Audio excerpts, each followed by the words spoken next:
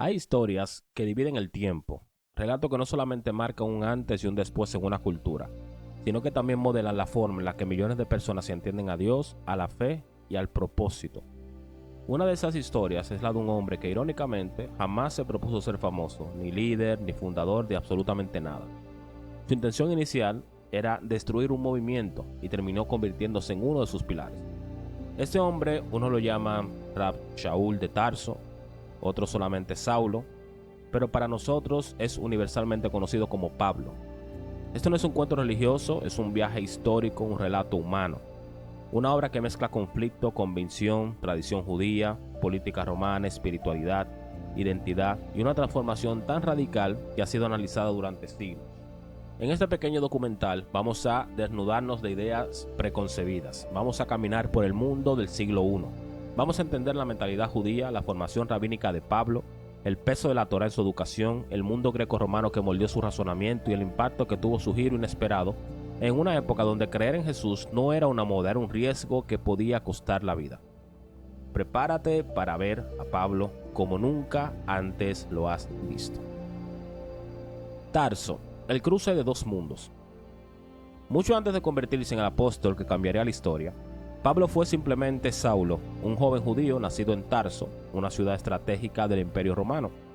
Tarso no era una esquina perdida, era un punto neurálgico de comercio, cultura y aprendizaje. Estaba ubicada cerca del mar Mediterráneo, en la región de Cilicia, una zona conocida por sus rutas comerciales y por su importante rol en la política romana. Aquí ocurre el primer detalle que muchas personas pasan por alto. Pablo nació siendo ciudadano romano. La ciudadanía romana no era un diploma barato ni un papel sin valor. Era un privilegio, era un estatus, algo que podía comprarse por una fortuna o heredarse en familias con peso político. Ser ciudadano romano implicaba algunas cosas, como derecho a un juicio justo, protección legal, prohibición de ser torturado sin sentencia, libertad de tránsito o acceso a educación y comercio. Pero esto no significa que Pablo fuera romano culturalmente. Él era judío, profundamente judío, educado en la tradición de sus padres, circuncidado al 8º día, miembro de la tribu de Benjamín, observante de la Torá, formado de la manera más estricta de los fariseos. Pablo vivió toda su niñez en el punto exacto donde chocan dos mundos: el judaísmo del Segundo Templo y la cultura helenista. El primero era lleno de fervor, debate rabínico, estudio de la ley y esperanza mesiánica, mientras el segundo, con su filosofía, su ciencia, su teatro, su lógica, su retórica. Ese choque lo moldeó. Pablo aprendió a pensar como un judío, pero a razonar como un griego. Comprendió la espiritualidad hebrea, pero también entendió cómo hablaban, comerciaban y se movían las ciudades gentiles del imperio. Pero esto lo preparó para algo que ni él mismo imaginó. Formación rabínica, el molde de su mente. Cuando Pablo era un joven, su familia decidió enviarlo a Jerusalén para estudiar bajo la dirección de un maestro que había alcanzado renombre, Gamaliel, nieto del famoso Hillel, uno de los rabinos más respetados de la historia judía. Estudiar bajo Gamaliel significaba sumergirse en la interpretación de la Torá, las leyes orales, el análisis ético, la aplicación práctica de los mandamientos, la discusión rabínica basada en preguntas y respuestas, y el razonamiento lógico y estructurado. Pablo no era un muchacho cualquiera sentado en un salón, era un joven brillante, disciplinado, celoso del cumplimiento de la ley. La educación rabínica del siglo I no se parecía en nada a la educación moderna. Un estudiante debía memorizar grandes secciones de la Torá y los profetas, interpretar textos, defender su postura frente a sus compañeros y someterse a una vida de estudio intenso. Pablo creció en ese ambiente. Aprendió a citar textos tras textos, a argumentar, a debatir, a detectar errores doctrinales, a perseguir lo que su mente veía como una pureza religiosa. Y esto justamente lo llevó al siguiente capítulo de su vida: perseguir a los seguidores de Jesús. ¿Por qué Pablo perseguía a los discípulos? Aquí viene un punto crucial al entender históricamente esto. Pablo no era un villano ciego como a veces se pinta. No se levantaba cada mañana pensando, hoy voy a ser el malo. Para un fariseo celoso como él, el movimiento de Jesús, conocido en ese momento como el Camino, era una amenaza interna, un grupo que, según su entendimiento, ponía en riesgo la pureza doctrinal de Israel. ¿Pero por qué?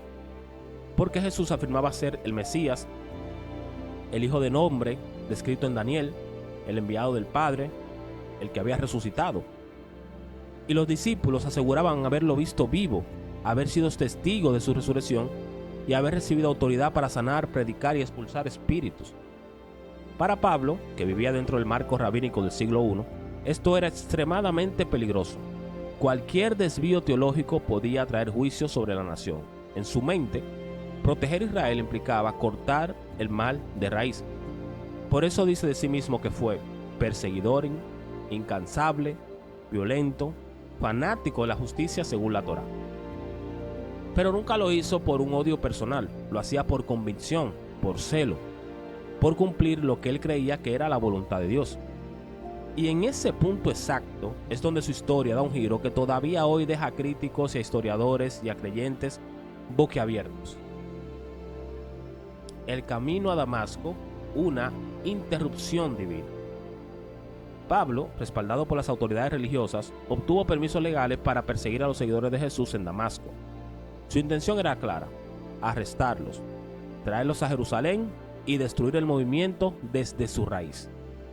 Pero en ese camino ocurrió algo que cambió el rumbo de su vida para siempre, algo que ha generado debate por siglos, algo que él mismo relató varias veces en diferentes tonos: una aparición, una luz, una voz. Pablo cae al suelo, y el grupo que lo acompañaba también escuchó algo, aunque no comprendió del todo lo que escucharon. Y una voz en hebreo le hablaba directamente: Saulo, Saulo, ¿por qué me persigues? Pablo, ciego por la intensidad de la luz, responde: ¿Quién eres, Señor? La respuesta lo destruyó: Yo soy Jesús, a quien tú persigues. Aquí vemos un punto profundo para reflexionar. Pablo no estaba buscando una experiencia espiritual, no estaba en un retiro, no estaba confundido, no estaba emocionalmente inestable. Él iba decidido, iba seguro, iba convencido de que estaba haciendo lo correcto. Y fue precisamente su convicción equivocada donde Dios lo confrontó. Esta dinámica es tan real hoy como lo fue en aquel entonces. Hay personas que, como Pablo, están profundamente convencidas de algo, hasta que descubren que su convicción no era verdad, sino una interpretación mezclada con orgullo, cultura, tradición y miedo. La luz no solo cegó los ojos de Pablo, abrió su mente. El silencio en Damasco, la transformación invisible. Por 3 días, Pablo estuvo ciego. No comió, no bebió, no habló. Y este es un detalle significativo. En términos judíos, 3 días de silencio pueden representar duelo, reevaluación, muerte simbólica o preparación para una nueva etapa. Pablo estaba enfrentando su propio derrumbe interno. Comprendió que lo que había combatido con tanta pasión era verdadero. Cuando finalmente Ananías llega y ora por él, Pablo recupera la vista y recibe una misión que él mismo jamás hubiera imaginado: ser un instrumento para anunciar al Mesías a los gentiles. Aquí vemos otro contraste impresionante. El perseguidor se convierte en perseguido. El que quería destruir a Jesús termina proclamándolo. El hombre de la ley ahora habla de la gracia. El fariseo se convierte en un mensajero para quienes no crecieron en el judaísmo. Este giro no es casualidad, es la esencia misma de la transformación humana. Cuando lo que creemos se enfrenta con la verdad, somos obligados a cambiar. ¿Por qué Dios escogería a Pablo? Esta es una pregunta que aparece en casi cualquier análisis histórico o espiritual. ¿Por qué un perseguidor? ¿Por qué no escoger un discípulo más suave? ¿Por qué no uno con menos pasado? En la mentalidad hebrea del siglo I, Dios escogía a quien quería precisamente para contradecir la lógica humana. Como hizo con Abraham, un hombre mayor y sin hijo. Escogió a Moisés, un hombre que se justificaba con ser tartamudo. Escogió a David, un pastor joven. Y ahora a Pablo, un perseguidor. Pablo tenía 3 características clave que lo hacían ideal. 1. Tenía conocimiento profundo de la Torá y la tradición judía. Significa que podía argumentar, podía debatir, conocía las escrituras con precisión. Lo segundo es que tenía ciudadanía romana. Pablo podía moverse sin ningún tipo de restricciones, entrar y salir de ciudades, apelar al César incluso si era necesario. Otro punto también era el dominio del pensamiento griego. Sabía comunicarse con el mundo gentil, algo que pocos judíos podían hacer con fluidez. Pablo era el puente perfecto entre dos mundos, el mensaje judío del Mesías y las naciones del imperio gentiles. El retiro a Arabia, la pausa que nadie cuenta. Una parte esencial de su historia casi siempre es ignorada. Es lo que él mismo menciona en una de sus cartas. Después de su encuentro en Damasco, él no comenzó a predicar inmediatamente, sino que se retiró por un tiempo a Arabia. Gálatas 1, versículos 15 y 17 dicen: pero cuando agradó a Dios revelar a su Hijo en mí, no consulté enseguida con carne y sangre, ni subí a Jerusalén, sino que fui a Arabia y volví de nuevo a Damasco. ¿Cuánto tiempo estuvo allí? No lo sabemos con exactitud, pero sabemos que no fueron días, fueron años. ¿Qué hacía Pablo en Arabia? Los historiadores plantean varias posibilidades. Una era reevaluar su formación teológica, buscar entendimiento, reconstruir su identidad, orar y meditar en el desierto o procesar la magnitud de su experiencia.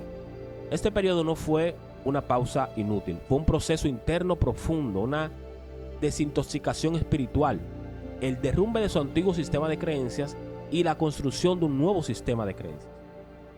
Muchas veces nosotros queremos transformación rápida, pero la transformación genuina requiere silencio, tiempo, desierto y reflexión. El regreso a Damasco y la primera persecución. Cuando Pablo vuelve a Damasco, ya no vuelve como perseguidor, vuelve como el predicador. Y este cambio fue tan violento para su entorno que la reacción fue inmediata. Traición, amenazas, hasta intentos de desvivirlo. Tanto así que tuvo que escapar por un muro bajando de una canasta a escondidas de noche. Y es un detalle que parecía un dato menor, pero revela algo profundo. Hechos capítulo 9, versículo 23-25 dice: cuando pasaron muchos días, los judíos acordaron matarle. Tomando los discípulos una noche, lo bajaron por el muro, descolgándole en una canasta. Un hombre que antes caminaba con autoridad, ahora huía para salvar su vida. Es una ironía poderosa. El perseguidor se convirtió en perseguido. Jerusalén, la desconfianza de los discípulos. Cuando Pablo por fin se dirige a Jerusalén, la recepción no fue muy cálida ni emotiva. No hubo aplausos, no hubo abrazos. Los discípulos no confiaban en él y tenían razón. Pablo no se había ganado su confianza. Tenía un pasado oscuro, había causado un daño, había perseguido, arrestado y hasta posiblemente provocado la muerte de muchos.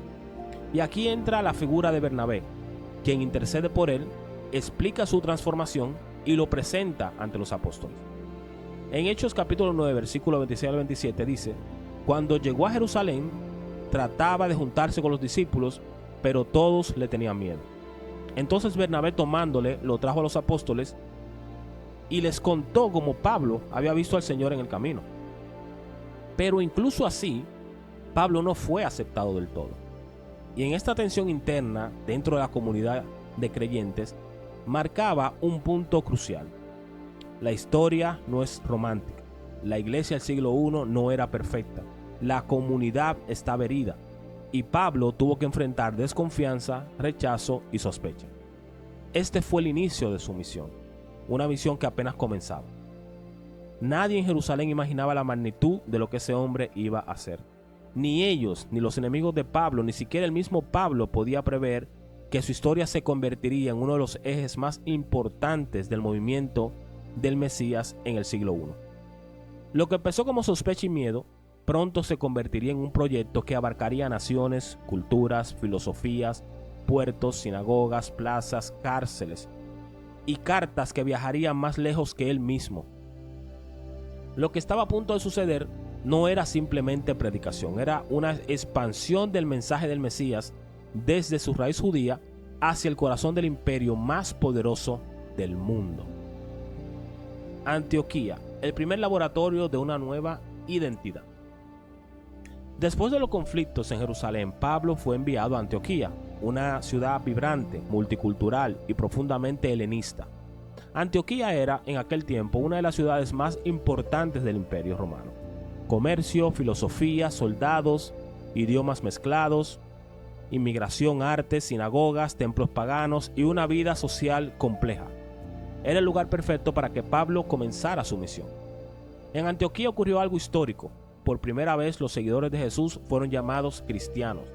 Y no fue un título religioso, fue un apodo popular, probablemente con un tono de burla. Pero el nombre se quedó. Aquí Pablo se dio cuenta de que el movimiento del Mesías no iba a quedarse encerrado dentro del marco judío tradicional. Aquí Pablo vio gentiles creyendo con profunda fe, judíos y no judíos comiendo juntos, culturas unidas por una nueva identidad, una comunidad que rompía barreras sociales. Antioquía no solo fue su base, fue su entrenamiento para entender que el mensaje no era solo para Israel, era para las naciones, tal como lo habían anunciado los profetas. El primer viaje misionero rompiendo fronteras. El primer viaje de Pablo no fue un viaje turístico ni una campaña religiosa como las que se organizan hoy. Fue una expedición incierta, peligrosa, sin recursos abundantes, con el riesgo de persecución en cada ciudad que visitaba. Aún así, el impulso era claro: llevar el mensaje del Mesías a quienes habían oído hablar de él. Acompañado por Bernabé y Juan Marcos, Pablo se embarca hacia Chipre, Panfilia, Pisidia, Iconio, Listra, Derbe. Cada ciudad era un mundo distinto. Cada predicación era un riesgo. Cada sinagoga podía convertirse en una confrontación directa. En Listra, Pablo fue apedreado, no simbólicamente, literalmente, arrastrado fuera de la ciudad como si fuera un muerto. Y aún así, cuando volvió en sí, regresó a la ciudad. Esta escena revela algo profundo sobre su carácter. No se movía por emoción, ni fama, ni aceptación. Se movía por convicción interna, por propósito. El conflicto en Jerusalén, el debate que definió el futuro. A medida que Pablo avanza entre ciudades gentiles, una pregunta empezó a generar tensión. ¿Debe un gentil convertirse al judaísmo para seguir al Mesías? Esta era una pregunta explosiva, no era simple, no era cultural, era teológica, era identitaria, era histórica. Para Pablo, la respuesta era clara: no. El mensaje debía llegar a las naciones sin imponerles el peso cultural y ceremonial del judaísmo del primer siglo. Pero para otros, sobre todo algunos fariseos creyentes dentro del movimiento, la respuesta era diferente. Ellos pensaban que sí, que era necesario circuncidarse, guardar ciertos mandamientos, seguir normas identitarias judías. Este conflicto llevó a un encuentro histórico en Jerusalén, donde se discutió el futuro del movimiento.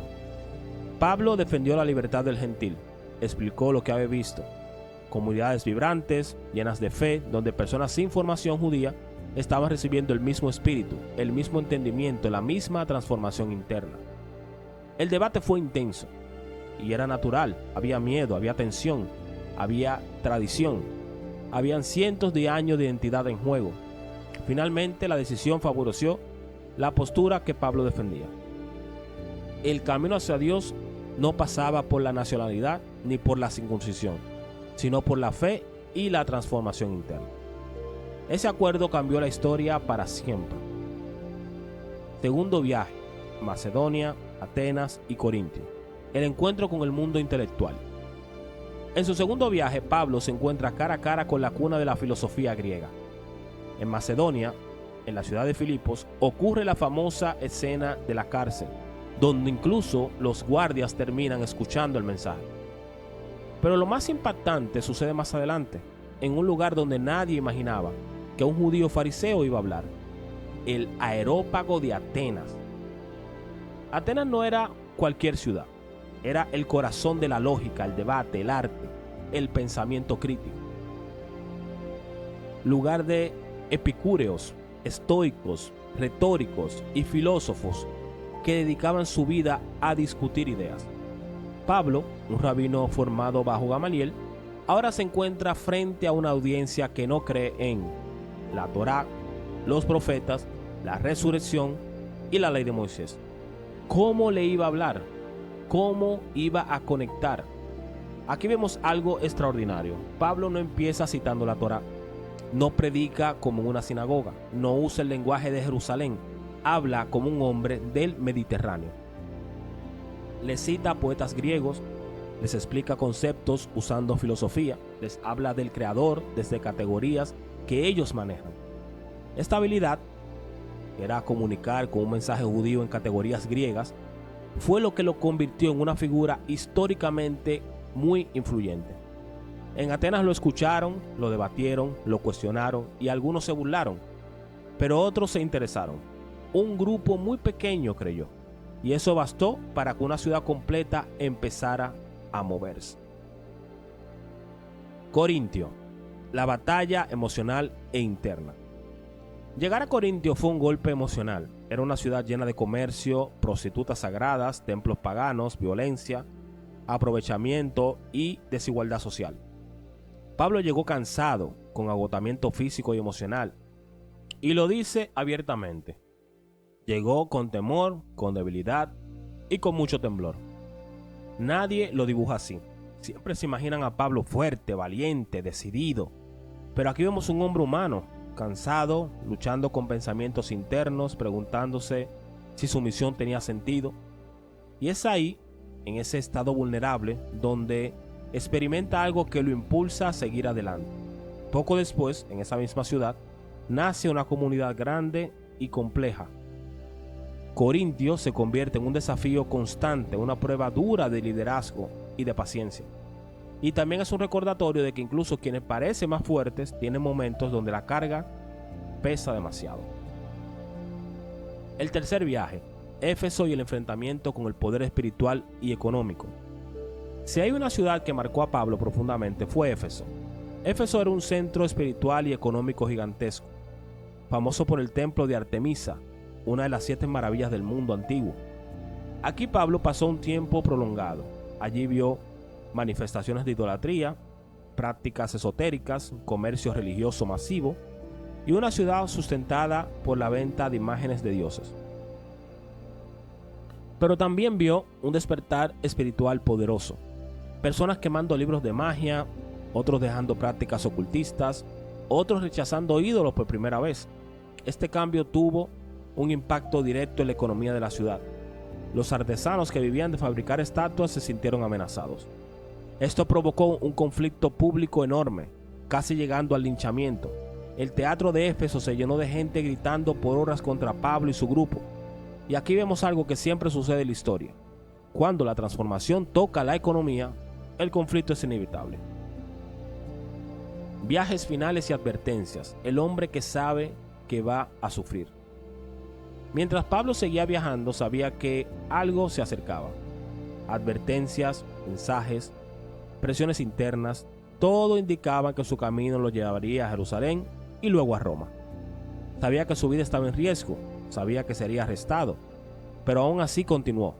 En Jerusalén fue capturado tras disturbios ocasionados por rumores. Los líderes judíos querían su muerte, pero su ciudadanía romana lo salvó de linchamientos. Fue llevado ante gobernadores, reyes y autoridades, y usó cada oportunidad para explicar su historia, su fe y su transformación. Cuando vio que su caso se estancaba, hizo lo impensable: apeló al César. Esto significa una cosa: él iba directo al corazón del Imperio Romano, al lugar donde se decidían destinos, a la capital donde pocos judíos se atrevían a levantar la voz. El viaje a Roma, un naufragio, esperanza y propósito. El viaje no fue fácil. Fue llevado como prisionero, en condiciones duras, junto con criminales y guardias romanos. En medio del Mediterráneo, una tormenta feroz destruyó el barco. El naufragio los llevó hasta la isla de Malta, donde Pablo sobrevivió al frío, al mar y a un incidente con una serpiente que casi se convierte en superstición local. Después de meses, finalmente llegó a Roma. No llegó como un héroe, no llegó como un maestro famoso, llegó como un prisionero encadenado. Pero incluso así, hizo lo que siempre hacía: hablar, enseñar, conversar y escribir. Roma se convirtió en su última estación, en su última plataforma, en su última influencia. El legado. cartas que viajan más lejos que el hombre. Pablo murió, no sabemos exactamente cómo, probablemente bajo la persecución del emperador Nerón. Pero lo que escribió, lo que enseñó, lo que razonó, lo que explicó con una mente judía entrenada y un corazón transformado, eso quedó. Cartas escritas en prisión, cartas dictadas a ayudantes, cartas enviadas a comunidades problemáticas, pequeñas e imperfectas y vulnerables. Cartas que viajaron más lejos que él mismo. Cartas que sin intención de convertirse en un libro, terminaron formando parte de la obra literaria más influyente del mundo antiguo. ¿Por qué sigue importando su historia hoy? No importa si se analiza desde la fe o desde la historia. La transformación de Pablo es una de las más poderosas jamás documentadas. Un hombre que pasó de violencia a propósito, de persecución a misión, de fanatismo a entendimiento, de orgullo religioso a humildad profunda, de ser un destructor a convertirse en un constructor. Su vida nos recuerda algo muy humano. Tú puedes estar totalmente convencido de algo y aún así estar equivocado. Puedes haber sido algo terrible y aún así convertirte en algo bueno y nuevo. Puedes tener un pasado oscuro y aún así tener un propósito brillante. Puedes caer y aún así levantarte más fuerte. Pablo no fue perfecto, no fue invencible, no fue un superhéroe. Fue un hombre con dudas, con miedo, con cicatrices, con decisiones difíciles. Y aún así impactó al mundo. Esa es la fuerza de su historia. Esa es la razón por la que 2000 años después sigue siendo estudiado, admirado y analizado. Un recordatorio de que la verdad puede transformar incluso al más terco, al más duro, al más convencido en su camino. Y que cuando una vida cambia, todo alrededor puede cambiar también.